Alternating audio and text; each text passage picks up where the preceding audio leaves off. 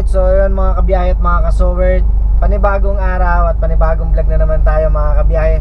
So ngayon ay Sunday, 2:40 ng hapon at papunta kami ngayon ng airport. Bali kasama ko nga pala si Jerome at kakaunin namin si boss, diba? Nabanggit ko naman sa vlog ko noon na linggo kakaunin ko si boss. Kaya lang ang problema ngayon ay traffic dito sa Los Baños tsaka po sa Calamba. Kaya baka ang desisyon ni Jerome ay magsasanto Tomas kami kahit medyo traffic, kaya lang maikse yung kasi nakita ko naman sa Waze na medyo traffic din Santo Tomas, pero hindi tulad dito na traffic na sa Los Baños, traffic sa Calamba. Medyo mahaba-haba yung traffic mga kabiyahe. At eto nga, sabi nga ni Jerome na dito na nga kami dumaan sa Santo Tomas. Magbibitin kami mga kabiyahe para pagdating ng Santo Tomas, konti na lang yung tatakbuhin namin na traffic. Gawa nga ng, di ba, papunta ng Padre Pio ang Santo Tomas, kaya medyo traffic din. Kaya yun, samahan nyo kami mga kabiyahe ngayong araw, pagkaon kila boss. Dalawang sasakyan kami kasi gawa nga ng may mga kasama sila boss na pag-uwi, kaya dalawang sasakyan. Ang dala ko yung Pajero, tapos si Jerome naman ay nasa kanya naman yung Grandia. Siya naman ay may gamit ng Grandia. So tigisa kami sasakyan.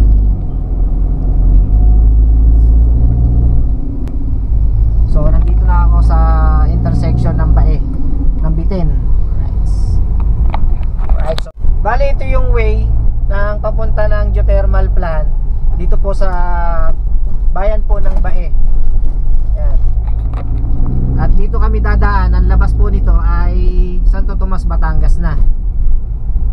So dahil yun nga ang napagdesisyonan na dito na kami dumaan sa Santo Tomas para medyo maiksi-iksi yung traffic mga kabiyahe.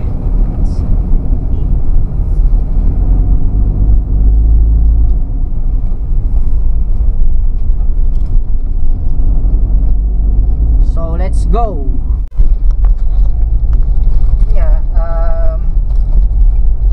Susubukan namin dito dumaan sa Santo Tomas mga kabiyahe para makaiwas sa traffic sa Los Baños saka sa Calamba.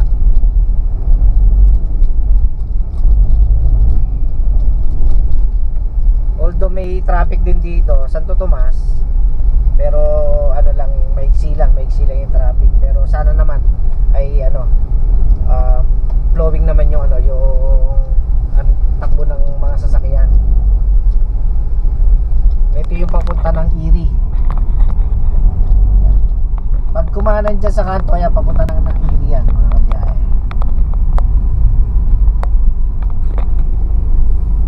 Right. Yan, so may Alphamart sa kanto niyan. Pag kumanan, papuntang Iri, UP Los Baños. At tayo ay diretso naman tayo, geothermal plant. Yun yung source ng electricity dito sa Bae. Yun yung steam kung tawagin, steam ng ng bulkan. Alright, so maya na lang ulit mga kabiyahe at mga ka-sowerd. Papakita ko sa inyo mamaya kung yung malalaking tubo dito po sa geothermal plant.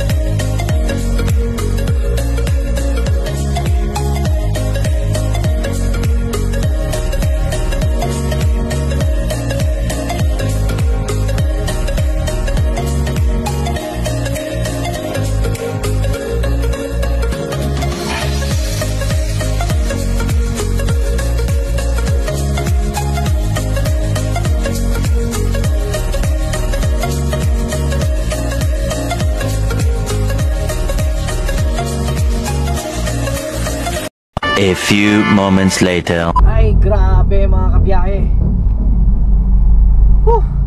Simula dun sa sa expressway ng ng Santo Tomas hanggang dito, nandito na ako sa Santa Rosa.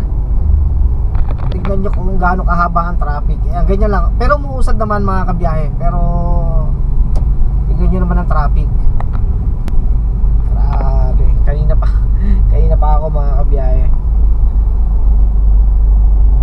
Siguro kung kami nagkalamba, ganun din, matatraffic din kami. Dito rin kami matatraffic. At yun, sana umabot ako kasi alas 7 ang baba nila boss sa airport. Kaya sana umabot ako. Ang oras naman ay alas 5 na ng hapon mga kabiyahe. Pero ganyan pa rin ang traffic dito sa Santa Rosa. Nagsimula akong matraffic dun nga sa paglabas ng Santo Tomas. Pagpasok ko ng expressway ay traffic na mga kabiyahe.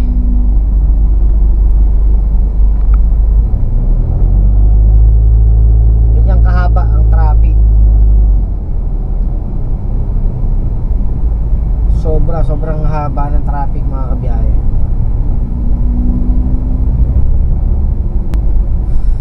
Pero umuusad naman siya. Kaya lang, ayan, mabagal ang takbo ng ng sasakyan.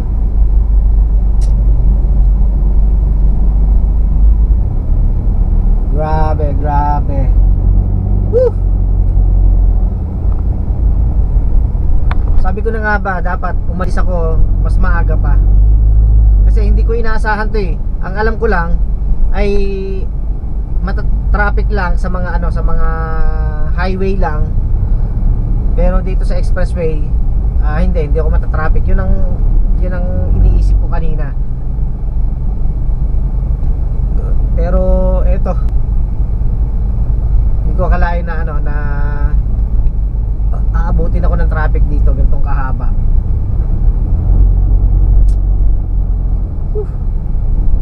Kaya yung mga pauwi ngayon mga kabiyahe ay sa ibang araw na kayo umuwi. Sa ibang araw na. Para hindi na kayo dumagdag dito sa volume ng mga sasakyan dito. Grabe oh.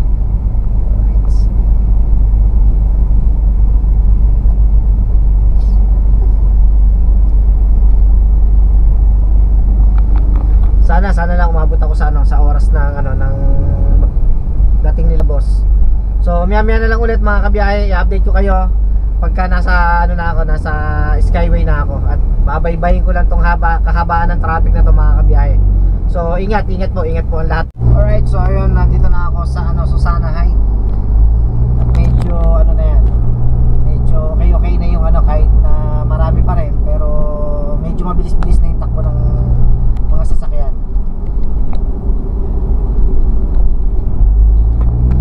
Medyo malapit na rin ako sa skyway. Mag-skyway na ako. Dire-diretso na mga kabiyahe. Salamat naman po at okay naman po ang aking biyahe. Sana umabot ako boss. Sorry boss, pero pipilitin ko makaabot.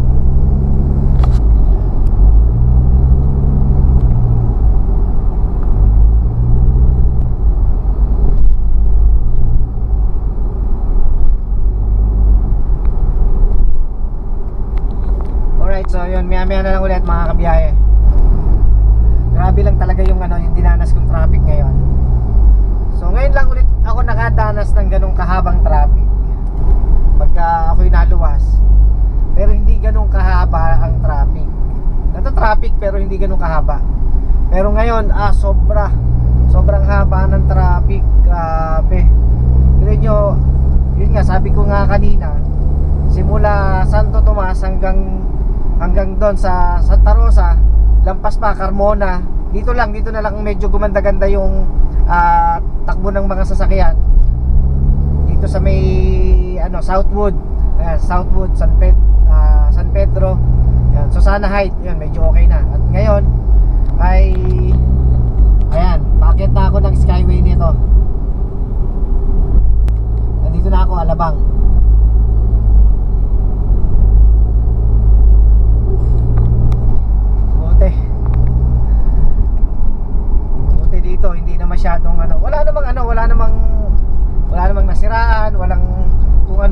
bakit nagkaroon ng traffic. Wala eh. Ito lang, ayan. Bakit ako ng Skyway?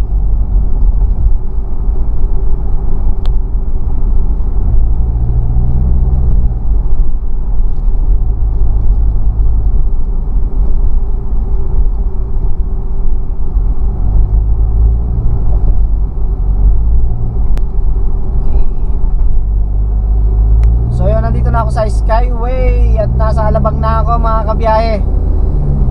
Salamat at nakalampas na ako sa traffic. Sana hindi naman traffic doon sa airport. Sa Terminal 2 nga pala ang punta ko.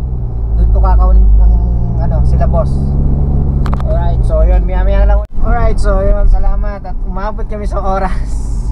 Si Jerome, yung kasama ko, nandun na, nakaparada na siya, nakapark na siya sa Terminal 2. So ako, nasa na ako, Terminal 3. Tapat na ako ng Terminal 3. Ayan. So malapit na rin ako sa Terminal 2. Maya lang nandun na ako mga kabiyahe. Ay salamat at umabot kami. Ang oras natin ay 5:42. 5:42 na. Bali ang dating nila boss ay 7. Makakapagpahinga pa ako at hahanap lang ako ng kakainan at ako'y gutom na. Medyo gutom na si Tito Pogs. Kaya yan mga kabiyahit, mga kasort, salamat sa pagsama sa aking biyahe ngayon at pagkaon sa aking boss dito sa airport. Ayan, maraming salamat po sa inyo at sana po ay lagi nyo suportahan at sa aking mga vlog. Patuloy nyo pa akong suportahan mga kabiyahe. At shoutout sa lahat po ng mga subscriber, sa mga silent viewers, sa mga OFW na lagi pong nakasuporta sa atin. Shoutout po sa inyong lahat mga kabiyahe. Alright, so yun, nandito naman ngayon ako sa Cardinal dito po sa Quezon City, sa may San Juan. Bali dito kami dumiretso pagka galing ko ng airport, pagkakako kila boss. Dadalaw lang sila boss dito sa Cardinal. Yung lolo kasi ni boss ay nakakonfine dito, kaya yun, dito kami dumiretso. At sila Jerome naman ay yun, diretso na sila uwi kasi kasama ni Jerome yung mga bata. Kaya habang naghihintay ako kay boss, kain muna ako rito sa 7-Eleven. Kaya lang wala nang pagkain, wala nang kanin tsaka ulam. So siopaw na lang. Siopaw na lang yung binili ko para kahit paano medyo malamanan yung sikmura. Anong oras na? 8:30 na mga kabiyahe. Ang traffic pa rin sa EDSA. Sobrang traffic sa EDSA mga kabiyahe. Tapos yun, maya hindi ko pa alam kung saan ulit ang lakad nila boss. Pagkatapos dumalaw dito, hindi ko alam kung diretso uwi na o baka may lakad pa sila boss. Kain tayo. Siopaw.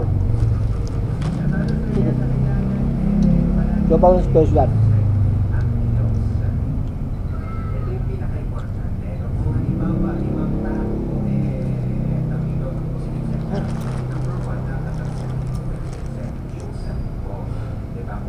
Kumain na naman ako kanina doon sa airport, mga siguro yung pagkadating namin mga 6, kumain kami ni Jerome. Tapos hindi ko alam na diretso pala kami dito sa Cardinal. Baka mamaya pa sila boss bumaba, hindi kakain muna ako, di ba?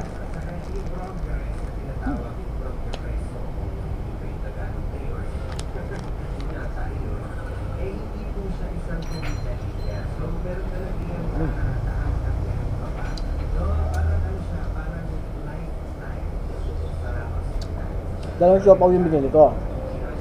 Yung isa, chicken asado, Tapos ito naman, pork asado.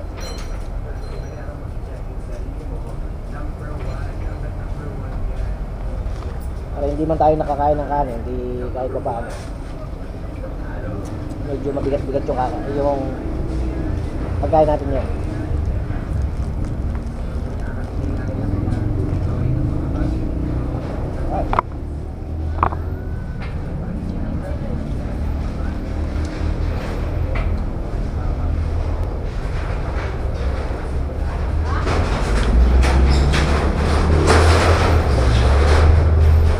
Grabe talaga kanina.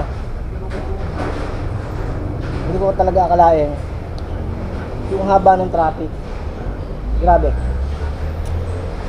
Nag-ano na nga kami, nag Santo Tomas na kami para iwas na kami sa traffic sa Los Baños tsaka sa Calamba. Traffic naman sa Santo Tomas. Pero pagdating ng expressway, mas grabe yung traffic.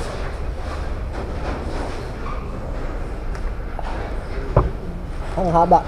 Simula ang expressway ng Santo Tomas, Batangas. Gumanda lang ang daloy ng traffic ng sasakyan. Susana Heights. Pagdating ng Susana Heights, bakbak na ako kasi gawa ng kailangan 6 nasa airport na ako ng 6. Buti naman, umabot naman ako, tsaka kami dalawa ni Jerome.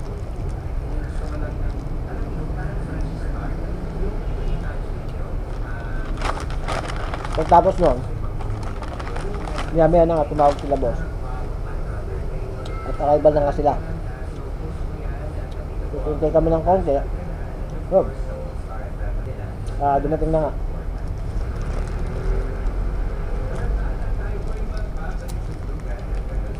Tapos, yun nga, kaya pala dalawang sasakyan yung pinagkaon para yung mga bata doon sa Grandia kay Jerome. Tapos sila boss yung sa Pajero, diretso pala kami dito.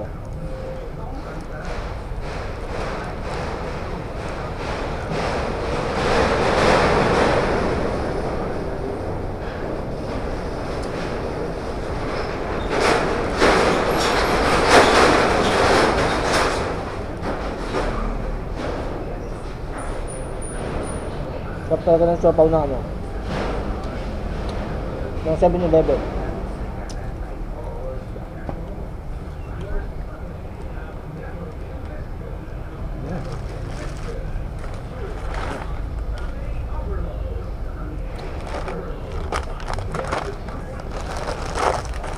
Solve na mga kabiyahe.